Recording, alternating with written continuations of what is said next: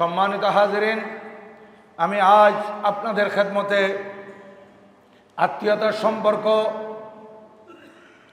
বজায় রাখা ওয়াজিব এবং আত্মীয়তার সম্পর্ক ছিন্ন করা হারাম এবং কবিরা গুনাহ এ বিষয়ে আপনাদের খেদমতে কোরআন ও সুন্নাহর আলোকে কিছু আলোচনা করার ইচ্ছা পোষণ করেছি।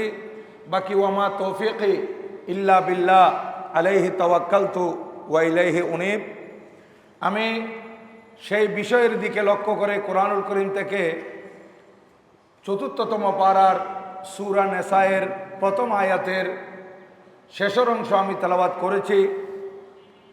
আত্মীয়তার সম্পর্ক সম্পর্কে মহান রব্বুল আলামিন কোরআনুল করিমের বিভিন্ন আয়াতে বর্ণনা করেছেন আত্মীয়তার সম্পর্ক বজায় রাখার ব্যাপারে, এবং যারা আত্মীয়তার সম্পর্ক ছিন্ন করে তাদের পরিণামও বর্ণনা করেছেন, এবং দুই জায়গায় মহান রব্বুল আলামিন তাদেরকে অভিশপ্ত করেছেন কোরআনুল করিমে।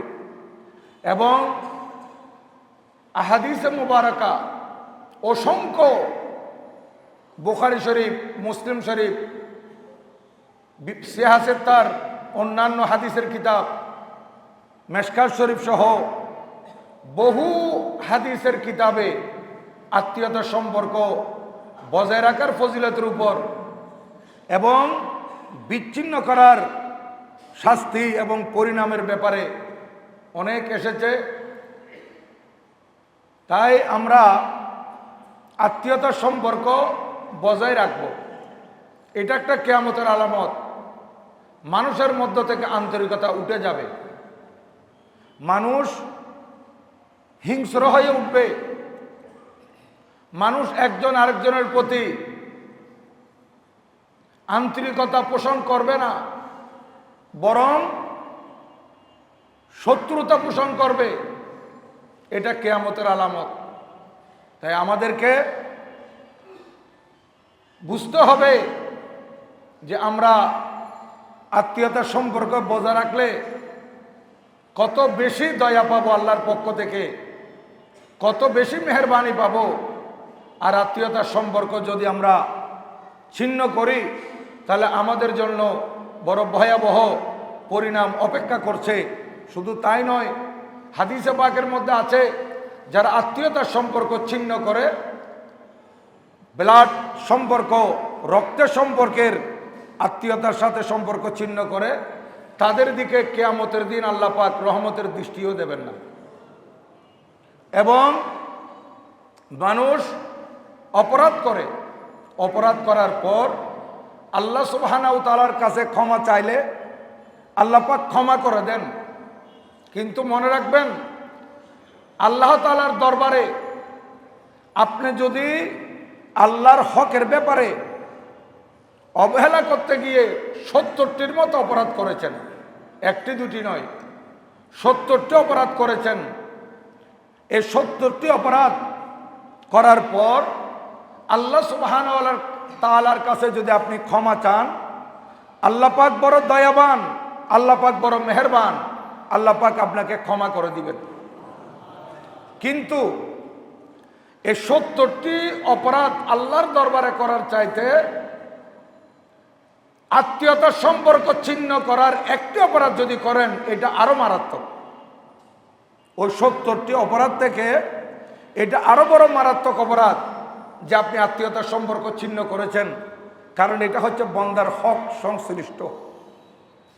আল্লাহ তাআলার হক আল্লাহ পাক মাফ করে দিবেন, কিন্তু বান্দার হক আল্লাহ কখনো মাফ করবেন না।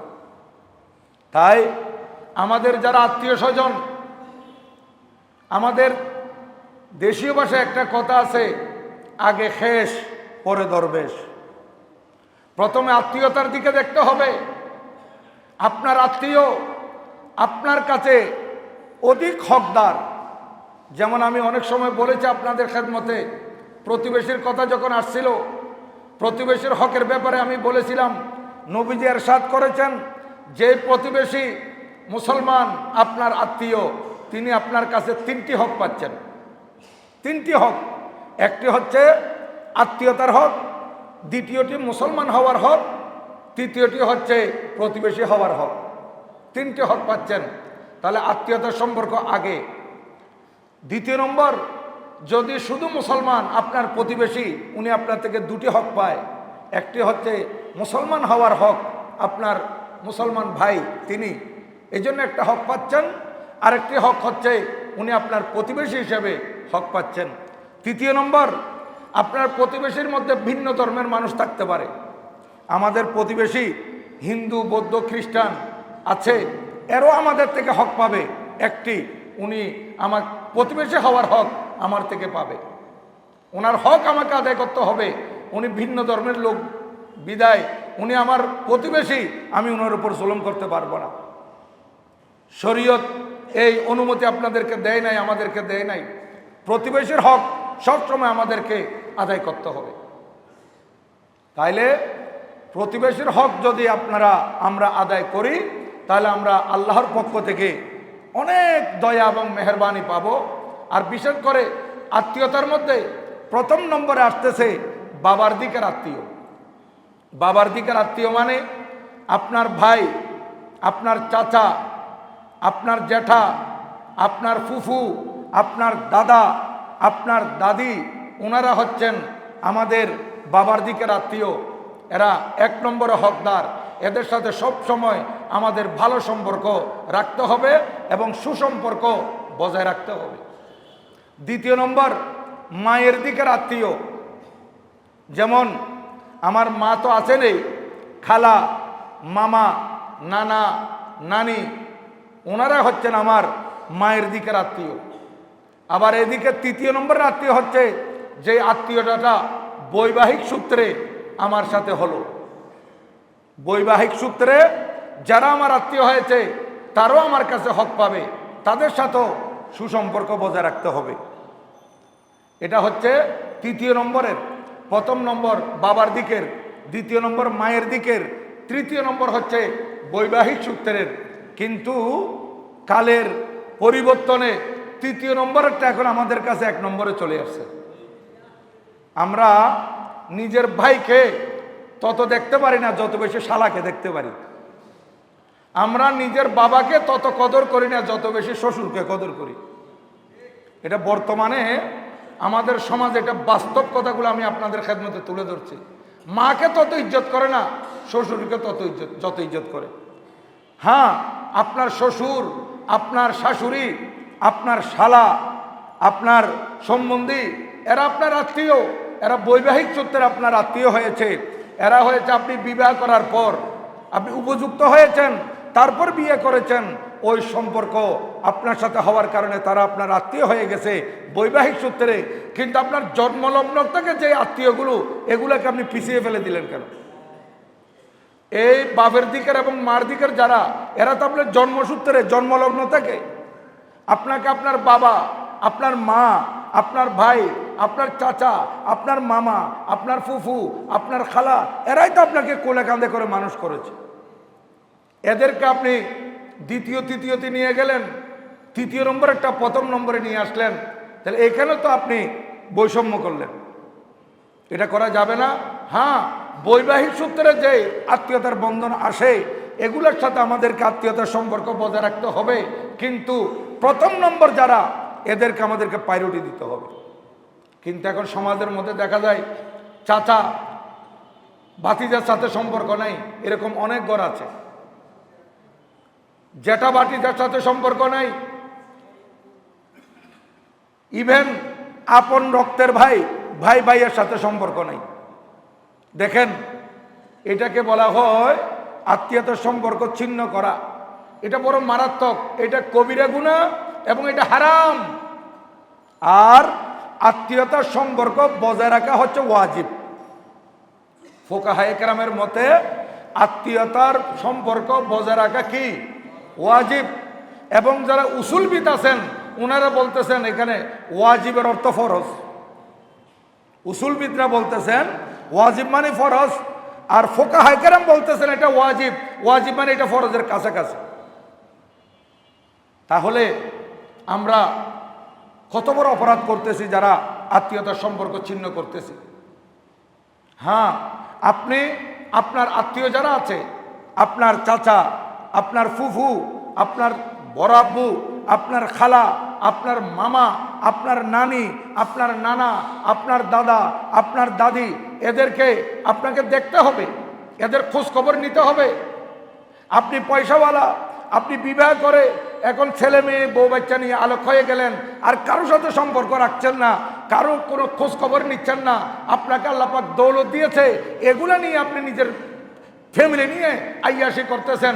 বাকি আপনার আশেপাশে যে রক্তের সম্পর্ক আছে এদের সাথে যে সম্পর্ক ছিন্ন করেছেন, আপনি কত বড় অপরাধ করেছেন এবং কত বড় অপরাধ করে যাচ্ছেন, আপনার জন্য কত বড় ভয়াবহ শাস্তি অপেক্ষা করতেছে আপনি তো জানেন না। এই জন্য আমি বিভিন্ন সময় বলে থাকি, সন্তানদেরকে প্রাথমিক শিক্ষা ধর্মীয় শিক্ষা দেন। আপনি আপনার ছেলেকে ডাক্তার বানান, ইঞ্জিনিয়ার বানান, বৈজ্ঞানিক বানান, রাজনীতিবিদ বানান, ব্যাংকার বানান, শিক্ষাবিদ বানান, কোনো সমস্যা নাই। কিন্তু প্রাথমিক শিক্ষা যদি আপনি ধর্মীয় শিক্ষা দেন, এই ধর্মীয় শিক্ষার ভিতর এগুলো আসবে। প্রাথমিকভাবে ধর্মীয় শিক্ষায় মা বাবার কদর, ভাই বেড়াদের কদর, আত্মীয় স্বজনের সম্পর্ক বজায় রাখা, এগুলো প্রথমে আসে। যেমন আমাদের যারা এখানে নবম দশম শ্রেণীতে পড়তেছে, মাদ্রাসার মধ্যে এরা এগুলো পড়তেছে। এবার দশম শ্রেণীর পরে গিয়ে সে ডাক্তার হওয়ার জন্য সায়েন্স নিয়ে পড়ুক, কিংবা অন্য কিছু হওয়ার জন্য আর্টস নিয়ে পড়ুক, কমার্স নিয়ে পড়ুক, কোনো সমস্যা নেই। কিন্তু এই যে দশম পর্যন্ত সে প্রাথমিক শিক্ষাটা ধর্মীয় শিক্ষা পাচ্ছে, তাহলে এ সম্পর্কে সে অবগত হচ্ছে। কিন্তু আজকে অধিকাংশ মানুষ আত্মীয়তার সম্পর্ক বজায় রাখা যে ওয়াজিব, এটাও জানে না। এবং যদি এগুলো জানতো, কোনোদিন এই অপরাধটা করতো না। কারণ বড় মারাত্মক অপরাধ আত্মীয়তার সম্পর্ক ছিন্ন করা, এটা কবিরা গুনাহ। এবং ইমাম শামসুদ্দিন জাহাবি রহমতুল্লাহ আলাইহি, যার ইন্তেকাল 748 হিজরি, 748 হিজরি, 748 748 হিজরিতে যার ইন্তেকাল, আজ থেকে 700 বছর আগের। উনি একটা কিতাব লিখেছেন, কিতাবুল কাবায়ের, বিশ্ববিখ্যাত কিতাব। এখানে 70টি গুনাহ, বড় বড় গুনার কথা উনি উল্লেখ করেছেন। তোর মধ্যে 9 নম্বরে উল্লেখ করেছেন আত্মীয়তার সম্পর্ক ছিন্ন করাকে। কত বড় মারাত্মক গুনাহ চিন্তা করে দেখেন। উনি যেটা 70টি কবিরা গুনার সিরিয়াল করেছেন, ওখানে আত্মীয়তার সম্পর্ক ছিন্ন করা এটা 9 নম্বরে আছে। কত বড় মারাত্মক অপরাধ করে যাচ্ছি আমরা, গুনাহ করে যাচ্ছি আমরা। আমাদের মধ্যে আমি পয়সাওয়ালা, আমার ভাই একটা গরিব, আমি গরিবের কোনো খবরও নিচ্ছি না। আমি আমার ফ্যামিলি নিয়ে আছি, ও যে ওর ছেলে মেয়ে নিয়ে কষ্টে আছে, আমি চাইলে তাকে কিছু সাহায্য করতে পারি, কিন্তু সে সাহায্যের হাতটা আমার তার দিকে প্রসারিত হচ্ছে না। অথচ আপনি গরিব, আপনি পয়সাওয়ালা, আপনার ভাই যদি গরিব হয়, তাহলে আপনি তাকে যাকাতও দিতে পারবেন। যাকাত উপরের দিকে আর নিচের দিকে নিজের বাবা মা, নিজের ছেলে সন্তানকে দেওয়া যাবে না। কিন্তু ডানে বামে আপনার ভাই বেরাদর, আপনার চাচা, মামা, মামাতো ভাই, যদি এরা গরিব থাকে, এদেরকে আপনি যাকাতের টাকা দিতে পারবেন, যদি এর যাকাত খাওয়ার উপযুক্ত হয়। কিন্তু আমরা এখন যাকাত দেওয়ার সময়ও ওখানে বৈষম্য। আমি দেখি না, আমি যাকাত দিব কাকে? আমি আমার ভাইকে দিয়ে লাভ কি? আমি অন্য একজন মানুষকে দিলে সে আমার তারিফ করবে পাড়ায় পাড়ায়। প্রথমে আপনার আত্মীয়কে দিতে হবে, যাকাত দেন, যাকাত দিতে হবে, যাকাত দেওয়া ফরজ। এই ফরজ কাজটা আদায় করার মধ্যে আগে কারা হকদার এটা আপনাকে দেখতে হবে। হ্যাঁ, আপনি প্রতিবেশীকে দিবেন, গরিব মিসকিনকে দিবেন, দেন, কিন্তু প্রথম নম্বর আপনার আত্মীয়র ভিতর যারা গরিব আছে এদেরকে আপনাকে প্রাধান্য দিতে হবে। কিন্তু আমরা এগুলো ভ্রুক্ষেপ করি না, এগুলো আমরা ওভারলোক করে যাচ্ছি। না, এরকম করা যাবে না কোনো অবস্থাতেই। আমাদের প্রথমে খবর নিতে হবে, আমার বোনকে আমি বিয়ে দিয়েছি, বস বিয়ে দেওয়ার পর খালাস, কিভাবে চলতেছে না চলতেছে খবরও নিচ্ছি না। না, এরকম করা যাবে না, অবশ্যই খবর নিতে হবে। আল্লাহর নবীজি বলেন, তোমরা আত্মীয়তার সম্পর্ক বজায় রাখো, ওয়ালাউ বিসালাম, যদিও একটা সালামের মাধ্যমে হলো হয়। কি মানে? অর্থাৎ আপনি সপ্তাহে, এখন তো মোবাইলের যুগ, আপনি এক সপ্তাহে একবার যোগাযোগ করেন, বোন তোমার ছেলে মেয়ে নিয়ে তুমি কেমন আছো, সালাম কুশল বিনিময় হলো। আপনি কিছু দিতে পারলেন না পারলেন, এই যে খবরটা নিলেন, আপনার বোনের অন্তরটা কত বড় হলো। দোয়া বের হচ্ছে, কিতাবুল কবায়ের মধ্যে একটা ঘটনা আছে যে এক ব্যক্তি বড় পয়সাওয়ালা, উনি হজ করতে মক্কা শরীফে গেছেন। ওনার কাছে অনেক টাকা পয়সা ছিল, তখনকার দিনার, স্বর্ণ মুদ্রা, অনেক স্বর্ণ মুদ্রা। উনি বলতেছেন আমি আরফাতের ময়দানে যাব, মেনার ময়দানে যাব, পাথর নিক্ষেপ করতে যাব, হয়তো আমার দিনারগুলো ছুটে যেতে পারে, টাকাগুলো চুরি হয়ে যেতে পারে। উনি মক্কা শরীফে একজন আমানতদার, অর্থাৎ উনি আমানতদার হিসেবে খুব প্রসিদ্ধ, বড় আবাদতকারীও ছিলেন, আমানতদার ছিলেন, এই হিসেবে প্রসিদ্ধ। তো উনি খোঁজখবর নিয়ে ওনার কাছে 1000 দিনার আমানত রাখলেন। 1000 দিনার মামুলি ব্যাপার নয়, এই যুগের কত লক্ষ টাকা চিন্তা করে দেখেন। 1000 দিনার, বলেন আমি আরফা মেনা মুজদালিফা হজের আরকান আহকাম সেরে আইসা আপনার থেকে আমি আমানতগুলা নিয়ে যাব। উনি বলেন ওকে ঠিক আছে। উনি আমানতগুলা গ্রহণ করলেন, গ্রহণ করে উনি ওই ব্যক্তিকে বিদায় দিলেন, বড় ব্যবসায়ী ব্যক্তি। উনি হজ করতে আরফা মেনা মুজদালিফায় চলে গেছেন, 3-4 দিনের ব্যাপার এগুলো। এইদিকে দেখা যাচ্ছে এই আমানত যার কাছে রাখা হয়েছে উনি অসুস্থ হয়ে গেছেন হঠাৎ করে। কিন্তু আমানতদার, উনি বড় আমানতদার ছিলেন, যেভাবে আমানত গচ্ছিত আমানত রাখে এইভাবে উনি ফেরত দিয়ে দেন, যার আমানত তাকে ওয়াপেস করে দেন। এখন উনি চিন্তা করতেছেন আমি অসুস্থ হয়ে গেছি, এই অসুস্থতার মধ্যে হয়তো আমার মৃত্যু হয়ে যেতে পারে, আমি এই লোকের 1000 দিনার আছে এগুলো কি করব। আমি যদি বলি আমার ছেলেদেরকে, এরা যদি লোভ করে এগুলো না দেয়। উনি কি করলেন, উনি বাড়ির ভিতরে একটা জায়গায় ছোট্ট একটা গর্ত করে সেখানে এগুলো পুঁতে রেখেছেন, স্বর্ণ দিনার তো স্বর্ণ মুদ্রা, এগুলো পুঁতে রেখে উপরে মাটি ভরাট করে দিয়েছেন। আল্লাহর মর্জি, ওনার হায়াত আর নাই, উনি ইন্তেকাল করেছেন। ইন্না লিল্লাহি ওয়া ইন্না ইলাইহি রাজিউন। উনি ইন্তেকাল করে গেছেন। এখন ওই সওদাগর সাহেব উনি হজ শেষ করে আইসা তালাশ করতেছে এই লোককে। সবাই বললো যে উনি তো মারা গেছেন। তো উনি মারা গেছেন, ওনার বাড়ি, বলে ওনার বাড়ি এটা। ছেলেদের কাছে গিয়ে জিজ্ঞাসা করতেছে তা আপনার আব্বা তো খুব ভালো মানুষ ছিলেন, আমানতদার ছিলেন, উনি কোথায়? বলে উনি ইন্তেকাল করেছেন। তো ওনার কাছে আমার কিছু আমানত ছিল, এই ব্যাপারে আপনাদেরকে কিছু বলে গেছে? কারণ উনি ছেলেদেরকেও বলেনি, কিছু বলে গেছে? বলে না, আমাদেরকে তো কিছু বলে নাই। এখন তিনি সেই সময় 1000 দিনার, এগুলো বড় ব্যাপার। উনি ওলামায়ে মক্কা শরীফের বড় বড় আলেমদের কাছে গেছেন। সেই যুগের আলেম, চিন্তা করে দেখেন কত বড় ওনারা বুজুর্গ ছিলেন। ওনারা বলতেছেন আপনি যে লোকের কথা বলতেছেন ওই লোক তো পঞ্জেগানা নামাজি, ওই লোক বড় আমানতদার, নিশ্চয় উনি জান্নাতি হবে, এখানে কোনো সন্দেহ নাই। আল্লাহ পাক ওনাকে জান্নাতি করবেন। তো যারা জান্নাতি হবে এদের রুগুলা, এই যে জমজম আছে, জমজম কূপে আগে নামা যেত। আমরা যে সময় প্রথম হজে যাই 2003-এ, তখনও আমরা জমজমের ভিতরে কূপের ভিতর গিয়ে পানি পান করছি। কিন্তু 2004 থেকে এগুলো বন্ধ হয়ে গেছে। এখন উপরে নল করে দিয়েছে, উপর থেকে পানি পান করতে হয়। বলে আপনি জমজম কূপের ভিতরে যাবেন, যারা জান্নাতি হবে তাদের এর রুগুলা এদিক থেকে আসে, এটা এই জমজমের মুখটা জান্নাতের সাথে সম্পর্ক। আপনি এখানে এসে লোকটাকে ডাক দিবেন, যদি উনি জান্নাতি হয় আর আপনার আমানত যদি ওনার কাছে থাকে, উনি প্রথম আহ্বানে আপনাকে সাড়া দিবে।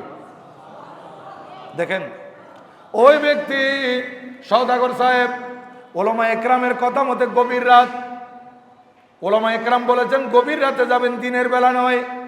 রাত গভীর হয়েছে, ওই সওদাগর সাহেব জমজম কূপে নামলেন।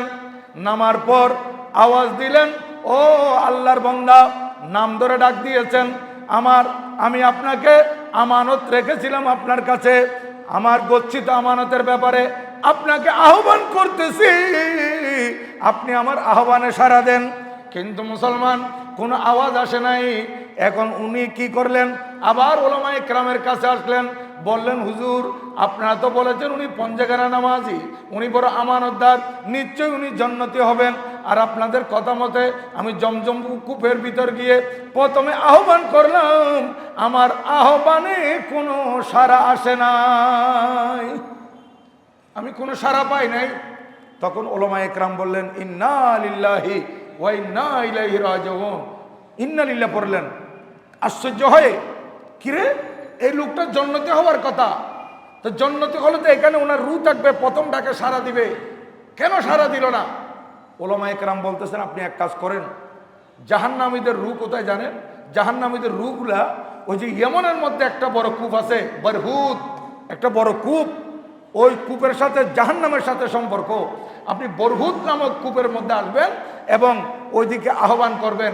আহ্বান করলে যদি জাহান্নামী হয় তাহলে জাহান্নাম থেকে সে আপনাকে আওয়াজ দিবে। এখন লোকটা সফর আরম্ভ করে দিল ইয়েমনের মধ্যে। ওলামায়ে কেরামের কথা মতে উনি সেই ইয়েমনে গিয়ে বরহুদ কূপ কোথায় উনি তালাশ করতে করতে দেখা যাচ্ছে এটা প্রসিদ্ধ একটা কূপ, মানুষ সবাই চিনে। এখন ওলামায়ে কেরাম বলে দিয়েছেন এখানে যেভাবে গভীর রাতে গেছেন ওখানে আপনি গভীর রাতে যাবেন, দিনের বেলা নয়। এখন কূপটা উনি দেখে আসছেন, অপেক্ষা করতেছেন রাত গভীর হবে। রাত যখন গভীর হলো ওই কূপের পাড়ে গিয়ে উনি আওয়াজ দিচ্ছেন, ও ফলানা ব্যক্তি, ও অমুক ব্যক্তি যার কাছে আমার আমানত ছিল, আপনি কি এখানে আছেন? সাথে সাথে ওই কূপ থেকে আওয়াজ আসতেছে, হ্যাঁ আমি এখানে আছি। আপনার বলে আমার আমানত, বলে আপনার আমানত আপনি পাবেন। আমি আপনার আমানত খাই নাই, আমি আমার সন্তানদেরকেও বলি নাই আমার ঘরের ভিতর অমুক জায়গায় একটা নতুন গর্ত খনন করার চিহ্ন দেখা যাবে, আমার সন্তানদেরকে বলবেন ওইটা খনন করার জন্য, অল্প খনন করলে আপনার 1000 দিনার সেখানে পেয়ে যাবেন। বলে ভাই আমি তো আমার আমানত পাবো, ঠিক আছে, কিন্তু আমার বড় প্রশ্ন হচ্ছে আপনি তো ওই জমজমের কূপে থাকার কথা, বরহুতে কেন আসলেন আপনি? ওই জমজমের সাথে জান্নাতের সম্পর্ক আর এটার সাথে জাহান্নামের সম্পর্ক, আপনি এইদিকে কেন আসলেন? আপনি তো জান্নাতি কূপে থাকার কথা জমজমে। উনি বলতেছেন ভাই আমি বড় হতভাগা, আমি বড় দুর্ভাগা, নামাজ ঠিকভাবে আদায় করেছি, মানুষের আমানত ঠিকভাবে রেখেছি, গচ্ছিত আমানত, আমি একটু খেয়ানত করি নাই, কিন্তু আমার একটা বোন ছিল বড় গরিব, একটা মাত্র বোন। আমি তাকে বিয়ে শাদী দেওয়ার পর তার আর কোনো খোঁজ খবরই নি নাই, সে তার ছেলে সন্তান নিয়ে কষ্ট পেত। আমার কাছে দৌলত ছিল, আমি চাইলে তাকে সাহায্য করতে পারতাম, কিন্তু আমি সে সাহায্যের জন্য হাত বাড়াই নাই। আজকে আমার বোনের সাথে এই আত্মীয় ব্লাড কানেকশনের যে সম্পর্ক, এটা ছিন্ন করার কারণে আল্লাহ পাক আমাকে জাহান্নামী করে দিয়েছেন। এবার বুঝেন একটি মাত্র কারণ, যে ব্যক্তি নামাজি, ইমানদার, এদিকে আমানতদার, সব দিক থেকে ঠিক আছে, কিন্তু আত্মীয়তার সম্পর্ক ছিন্ন করার কারণে আল্লাহ পাক সুবহানাহু ওয়া তাআলা তাকে জাহান্নামী করেছেন। এটা আবার হাদিসে পাক থেকে প্রমাণ হয়, বুখারী শরীফ, মুসলিম শরীফের হাদিস, এবং এটা বিশেষ করে মিশকাত শরীফের 419 পৃষ্ঠার মধ্যে হাদিস এখানে আছে। হযরত জুবাইর বিন মুতআম রাদিয়াল্লাহু তাআলা আনহু ইরশাদ করতেছেন, আন জুবাইর বিন মুতআম রাদিয়াল্লাহু তাআলা قال رسول الله صلى الله عليه وسلم لا يدخل الجنة قاطع أي قاطع رحم। আল্লাহর নবী ইরশাদ করেন যারা আত্মীয়তার সম্পর্ক ছিন্ন করে ওই সমস্ত মানুষ লা ইয়াদখুলুল জান্নাহ, এরা জান্নাতে প্রবেশ করবে না। তাহলে বোঝা গেল আমরা যত ইবাদত করি না কেন, আল্লাহকে যত ডাকি না কেন, যত আমানতদার হই না কেন, যত আল্লাহ বিল্লাহ করি না কেন, যতক্ষণ পর্যন্ত আমার আত্মীয় স্বজনের সাথে আমার সম্পর্ক ভালো থাকবে না, ততক্ষণ পর্যন্ত আল্লাহ পাক আমার উপর সন্তুষ্ট হবেন না। আমি যদি আমার আত্মীয়তার সম্পর্ক বজায় রাখি তাহলে আমার সাথে আমার আল্লাহ পাক সুবহানাহু ওয়া তাআলা খুশি হবেন এবং রহমতের চাদরে আমাকে ডেকে নেবেন। সম্মানিত হাজিরিন, আল্লাহ সুবহানাহু ওয়া তাআলা সব কিছুকে সৃষ্টি করেছেন। এই সৃষ্টির মধ্যে রেহম নামক বস্তুকে আল্লাহ পাক সৃষ্টি করেছেন। রেহম মানে সেলা রেহমি, আত্মীয়তার সম্পর্ক। এটাকে সৃষ্টি করার পর আমি এখানে লম্বা হাদিস, এখানে সময় চলে গেছে, আমি শুধুমাত্র সংক্ষেপে অনুবাদটুকু করে দিই। এখন বলতেছেন আল্লাহ পাক সুবহানাহু ওয়া তাআলা, এটা হাদিসে পাক, সহিহ বুখারী শরীফ, মুসলিম শরীফে আছে, মিশকাত শরীফের তাও 419 পৃষ্ঠায়। আমি এগুলো বলতেছি আমার ছাত্র ভাইদের জন্য, যারা 10ম শ্রেণীতে পড়ে তাদের এই পাঠ্য, এবং যারা আলেম ফাজেল কামেল পড়ে বা নিচের দিকে পড়ে তারা চাইলে এই 419 পৃষ্ঠার মধ্যে এই 22 রিয়ালে হাদিস শরীফগুলো সব পাবে। বুখারী শরীফ, মুসলিম শরীফের হাদিসগুলো, আবু দাউদ শরীফের, তিরমিজি শরীফের হাদিস শরীফগুলো। রেহম আল্লাহ পাক এই আত্মীয়তার সম্পর্ক যখন সৃষ্টি করেছেন, এই আত্মীয়তার সম্পর্ক যেটা আল্লাহ সৃষ্টি, এটাকে সৃষ্টি করলেন, সব কিছু সৃষ্টি করলেন। আল্লাহ পাক সুবহানাহু ওয়া তাআলা সব কিছু যখন সৃষ্টি করে ফেললেন, আত্মীয়তার সম্পর্ক আল্লাহর কুদরতের কুমর জড়িয়ে ধরল। কুদরতের কুমর মানে এটা আমাদেরকে বোঝানোর জন্য, এটা ইস্তেআরা, এটা আল্লাহর কুদরতের কুমর মানে অর্থাৎ আল্লাহর কাছে আশ্রয় নিল। কে? আত্মীয়তার সম্পর্ক। সম্পর্ক, এই আত্মীয়তার সম্পর্ক আল্লাহকে জড়িয়ে ধরে বলতেছে, আয় আল্লাহ, এইটাই আমার সুযোগ যে আমি আপনার কাছে চাইতে পারি। আয় আল্লাহ, আপনি তো আমাকে সৃষ্টি করেছেন, কিন্তু আপনার বন্দাদের মধ্যে অনেকে তো আমাকে ছিন্ন করে দিবে। কে বলতেছে? ওই আত্মীয়তার সম্পর্ক যেটা আল্লাহ পাক সৃষ্টি করেছেন, ওইটা আল্লাহর কাছে প্রশ্ন করতেছে, আল্লাহ, আপনার বন্দাদের মধ্যে অনেকে তো আমাকে বজায় রাখবে না, আমাকে ছিন্ন করে দিবে। এখন আমি আপনার কাছে এই ব্যাপারে প্রার্থনা করছি। আমার আল্লাহ বলেন, কল আলা তরদিন মান ওয়াসালাকে ওয়াসালতুহু ওয়া মান কাতাকে কাতাতুহু। এই আত্মীয়তার সম্পর্ক তুমি আমার সৃষ্টি, জেনে রাখো, যারা তোমার সাথে সম্পর্ক বজায় রাখবে আমি তার সাথে সম্পর্ক রাখবো, আর যে তোমাকে ছিন্ন করবে আমিও তাকে সম্পর্ক ছিন্ন করে দেব।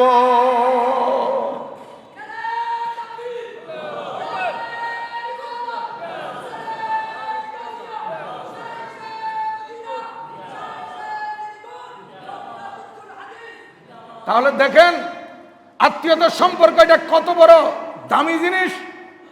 এবং আরেকটা হাদিসে পাক, তাও বুখারী শরীফের হাদিস, মেশকাত শরীফ 419 পৃষ্ঠাে আছে, আত্মীয়তার সম্পর্ক আল্লাহ পাকের কুদরতের আরশের ফিলার ধরে, এভাবে কুদরতের আরশের ফিলার ধরে ঝুলে ঝুলে আওয়াজ করতেছে, এই দুনিয়ার মানুষ, মান কাতানি কাতাহাল্লাহ, মান ওয়াসালানি ওয়াসালাহুল্লাহ, মান ওয়াসালানি ওয়াসালাহুল্লাহ, মান কাতানি কাতাহুল্লাহ। আল্লাহর আরশের পায়া ধরে আত্মীয়তার সম্পর্ক বারবার বলতেছে, যে আত্মীয়তার সম্পর্ক জোরন দেয়, যে আত্মীয়তার সম্পর্ক বজায় রাখে, আল্লাহ পাক তার সাথে সম্পর্ক বজায় রাখেন, সুসম্পর্ক। আর যে ব্যক্তি আত্মীয়তার সম্পর্ক ছিন্ন করে, আল্লাহ পাক তার সাথে সম্পর্ক ছিন্ন করে দেয়। এজন্য আত্মীয়তার সম্পর্ক ছিন্ন করা এটা বড় মারাত্মক অপরাধ, আর আত্মীয়তার সম্পর্ক বজায় রাখা এটা উত্তম এবং বড় ফজিলতের কাজ। আমরা এই ওয়াজ শোনার পর আমাদের মধ্যে হয়তো অনেকে প্রশ্ন করতে পারে যে আমি তো সম্পর্ক বজায় রাখতে চাচ্ছি, কিন্তু আমার চাচা তো আমার সাথে সম্পর্ক বজায় রাখতে চায় না। আমি তো ভালো করতে চাচ্ছি, কিন্তু উনি তো ভালো করতে চায় না। আমি তো আমার ভাইয়ের সাথে ভালো ব্যবহার করতেছি, কিন্তু আমার ভাই তো আমার সাথে ভালো ব্যবহার করতেছে না। এই ব্যাপারে একটা হাদিসে পাক এসেছে, আমার নবীজির দরবারে এক ব্যক্তি আইসা বলতেছে, ইয়া রাসূলুল্লাহ, আত্মীয়তার সম্পর্ক সম্পর্কে আমি অনেক কিছু শুনলাম, কিন্তু এখন আমি কি করব?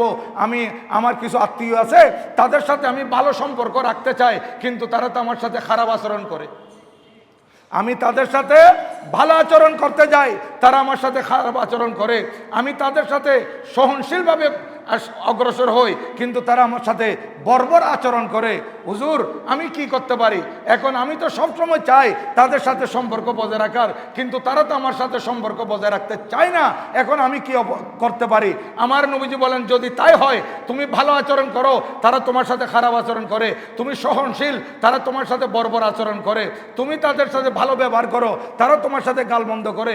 যদি তাই হয়, কান্নাকা তুসিফুহুমুল মাল্লা, তুমি তাদের মুখের দিকে, তাদের শরীরের দিকে গরম ছাই নিক্ষেপ করেছো, গরম ছাই নিক্ষেপ করেছো তুমি।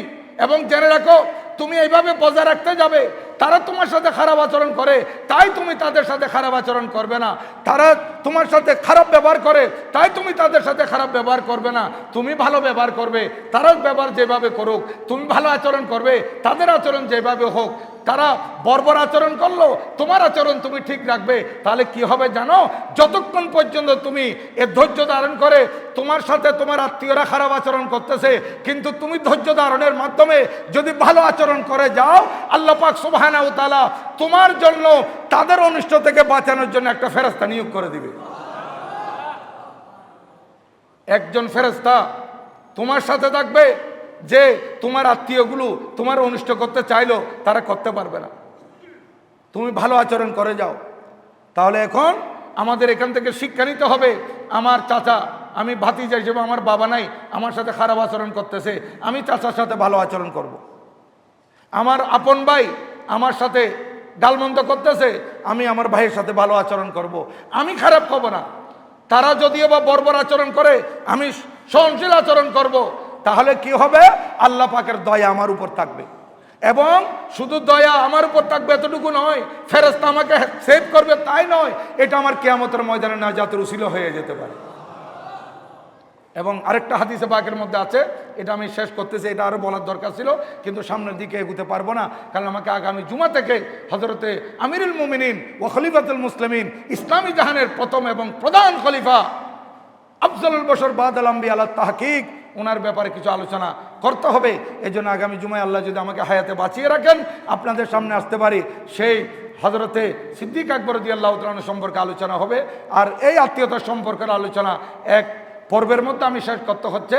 আরেকটা হাদিসে পাক আছে, আল্লাহর পেয়ারা মাহবুব সাল্লাল্লাহু আলাইহি ওয়াসাল্লাম ইরশাদ করেছেন, ওই সমস্ত কওম, ওই সম্প্রদায়, ওই পাড়ার উপর আল্লাহ পাক রহমত নাযিল করেন না যে পাড়ার উপর একজনও যদি আত্মীয়তার সম্পর্ক ছিন্নকারী থাকে। দেখেন এটা কত বড় মারাত্মক কথা। একজন যদি আত্মীয়তার সম্পর্ক ছিন্নকারী থাকে, এর কারণে আল্লাহর রহমতের দৃষ্টি উঠে যায় সেই পাড়া থেকে। এটা আত্মীয়তার সম্পর্ক বজায় রাখা, এটা কত বড় ফজিলতের কাজ, এবং আত্মীয়তার সম্পর্ক ছিন্ন করা এটা কত বড় মারাত্মক। তাই আজকে থেকে আমরা আমাদের কোনো ভাই, আমাদের চাচা, আমাদের মামা, আমাদের মামাতো ভাই, খালাতো ভাই, ফুফাতো ভাই, আমার ফুফু, আমার নানা নানি, দাদা দাদি, যদি কারোর সাথে আমার মনোমালিন্যতা থেকে থাকে, আজকে নামাজ থেকে বের হয়ে ফোন করে তাদের থেকে ক্ষমা চেয়ে নেব।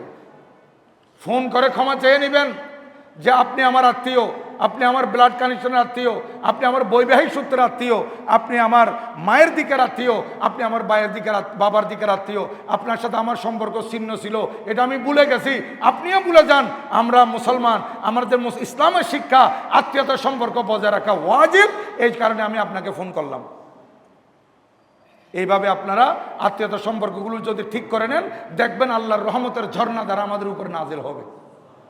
আল্লাহ পাক সুবহানাহু ওয়া তাআলা আমাদেরকে আমল করার তৌফিক দান করুন, আমিন। এবং সাথে সাথে আমি বলবো, আপনারা এই দু একটি মশলা আমাকে বলে দিচ্ছে হচ্ছে, সময় চলে গেল। এখানে আমি দেখি পঞ্জেখানা নামাজের মধ্যে বড় দুঃখ লাগে যে মাগরিবের নামাজ, এশারের নামাজের জমাতে যে নামাজের পর আরও নামাজ থাকে, কিন্তু আসরের নামাজের পর এটা জমাতের পর আর নামাজ নাই, ফজরের নামাজের পর আর কোনো নামাজ নাই, যার কারণে ফজরের নামাজের পরে আখেরি মোনাজাতে সবাই বেরিয়ে যেতে পারতেছে, অথবা এই মাঝখানেও যাইতে চাইলে চলে যাইতে পারতেছে। কিন্তু এখন দেখি মাগরিবের নামাজের সময় মানুষ নামাজ পড়তেছে, আর সামনে যিনি আছেন উনি 2 মিনিট অপেক্ষা করতে পারতেছেন না ওনার সালাম ফিরানোর জন্য, উনি ওনার সামনে দিয়ে চলে যাচ্ছে। তা আপনি যে নামাজে আসছেন, নামাজ পড়ার জন্য কি জন্য আসছেন? আল্লাহকে রাজি করার জন্য। আপনি জানেন আপনার মকবুল 40 বছরের ইবাদত নষ্ট হয়ে যাচ্ছে। এই যে একজন নামাজের আগে দিয়ে যাচ্ছেন, কেন আপনি 2 মিনিট অপেক্ষা করতে পারতেছেন না? এতক্ষণ নামাজ পড়ছেন আপনি, ইমাম সাহেব যদি কেরাত আরো লম্বা করতেন আপনাকে দাঁড়িয়ে থাকতে হতো না। 2 মিনিট অপেক্ষা করেন, 1 মিনিট অপেক্ষা করেন, ওনাকে সালাম ফিরানোর সুযোগ দেন। আপনি এইভাবে ওইভাবে যাওয়ার কোনো সুযোগ নাই। শরীয়ত একমাত্র সুযোগ দিয়েছে, আপনি যদি নামাজের আগে দিয়ে যেতে চান তাহলে সামনে সুতরা দিতে হবে, 1 হাত লম্বা একটা কিছু সামনে দিতে হবে, অবশ্যই দিতে হবে, নতুবা আপনি নামাজের আগে দিয়ে হাঁটার কোনো রাইট নাই ইসলামী শরীয়তের মধ্যে। এটা লক্ষ্য রাখবেন। আমার কাছে খুব বেশি দুঃখ লাগে যখন দেখি নামাজের আগে দিয়ে মানুষ চলে যায়, আমার বুক দপদপ করে ওঠে, কারণ আমি বুঝতেছি এই লোকটা কি অপরাধ করতেছে, এ তো বুঝতেছে না, আর আমি দৌড়ে গিয়ে তাকে বলার সুযোগও নেই। এই জন্য আমি জুমার নামাজ আজকে এই মশলা বলে দিচ্ছি, আগামী থেকে কোনো নামাজের আগে আপনারা যাবেন না, নামাজ সালাম ফিরানোর জন্য একটু অপেক্ষা করবেন, আশপাশ কেটে কাটকুটে যাওয়ার কোনো সুযোগ নাই। নামাজ উনি শেষ করছেন, তারপর আপনি ওনার আগে দিয়ে চলে যান, কোনো সমস্যা নেই। আর বিশেষ করে জমাত যখন শুরু হয় তখন দেখা যায় আমার মাদ্রাসারও কিছু ছাত্র আছে, এলাকারও কিছু ছাত্র যুবক আছে, ওখানে কিছু বৃদ্ধরা যুক্ত হয়ে যায় যে 3 জন এদিকে, 3 জন 3 জন 3 জন 3 জন, 4 জন 3 জন 4 জন 3 জন, 4টা কাতার লম্বা কাতারের পরে হয়ে গেছে। ওরা কি খেয়াল করতেছে যে আমাদের নামাজের রুকুতে যাইতে যাইতে আস্তে আস্তে এগুলো ফিল আপ হয়ে যাবে, আমি এখানে দাঁড়াই যাই না, এরকম কোনো সুযোগ নাই। আপনাদেরকে প্রথমে আসতে হবে। আমি আজকে সমস্ত মুসল্লিদেরকে বলে দিচ্ছি, হক কথার নির্দেশ দেওয়া, সৎ কাজের নির্দেশ দেওয়া, অসৎ কাজ থেকে বাধা দেওয়া, এটা শুধু খতিবের দায়িত্ব নয়, এটা আপনাদেরও দায়িত্ব। যেহেতু আপনারা শুনে নিয়েছেন, আগামীতে যদি কোনো ছেলেকে দেখেন এই উত্তর পাশে 3 জন 3 জন করে 3-4 লাইন করে ফেলছে, মাঝখানে পুরা খালি, দক্ষিণ পাশে 2-3 লাইন, উত্তর পাশে 2-3 লাইন করছে, দক্ষিণ পাশে 2-3 লাইন করছে, এদেরকে টেনে নিয়ে আসবেন কাতারে, আপনারা নিজেরা ধরে নিয়ে আসবেন, বলে তোমার এই নামাজগুলো হচ্ছে না, তুমি আসো, প্রথমে যে কাতার গ্যাপ আছে মাঝখান থেকে আমরা ডানে বামে ছড়িয়ে যাব। এভাবে আপনার এই দায়িত্বটা পালন করবেন আশা করি। নতুবা বড় দুঃখ লাগে, একটা জামিয়ার মতো মসজিদ, এটা ঐতিহ্যবাহী মসজিদ, এখান থেকে মানুষ শিক্ষা নেবে, আর আমাদের এখানে যদি এলোমেলো দেখি তাহলে মেহমানরা আসলে বলবে যে এশিয়া বিখ্যাত দিনী প্রতিষ্ঠানের এই মসজিদে, এটা একটা মসজিদ নাজিরপাড়ার কত বড় শাহিন শাহ শ্রীকুটার দরবারের মসজিদ, এখানে দেখতেছি এই নামাজের মধ্যে কোনো শৃঙ্খলা নেই। এগুলোকে খতিবরা বলে না, ইমামরা বলে না, এগুলো এরকম কেন? এই 3-4 কাতার ক্যামেরা হয়, তিনজনের কাতার হয় নাকি ডানে বামে? আগামী থেকে এগুলো আপনারা ঠিক করে নেবেন। ওয়ামা আলাইনা ইল্লাল বালাগ। ওয়াসসালামু আলাইকুম ওয়া রাহমাতুল্লাহি তাআলা ওয়া বারাকাতুহু।